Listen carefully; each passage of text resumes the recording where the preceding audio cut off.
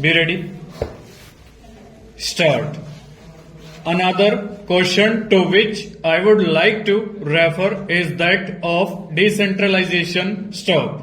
I referred to this question last year also, but I do not think the Railway Ministry has paid the slightest attention to this question. Stop. Railway plans throw a heavy amount of work on every officer or member of the railway board down to the divisional superintendent and the officers under him. Stop. Is it not necessary therefore to do two things?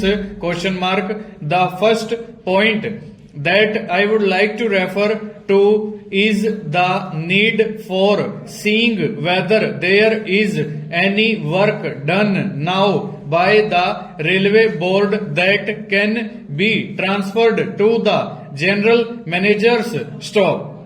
Can we throw greater responsibility on the general managers, allowing them to decide certain questions, even some important questions, instead of concentrating everything in the hands of the railway board? Question mark. The policy of centralization may be necessary in certain respects, but I do not think that the extent to which it has been followed has been conducive to efficiency or to the development of the initiative of the general managers and the officers under them. Stop. The other question is this: is everything done now necessary? Question mark. Or is there some work that is done at present that has been rendered unnecessary by the march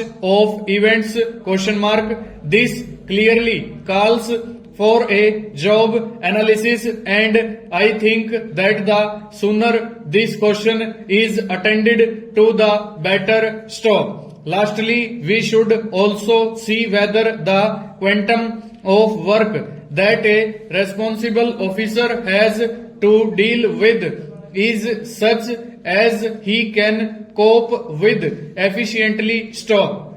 The work should not be so heavy as to prevent him from touring or giving some time to thinking out the new problems that are constantly presented to him in connection with the additional burden thrown on him. Stanza.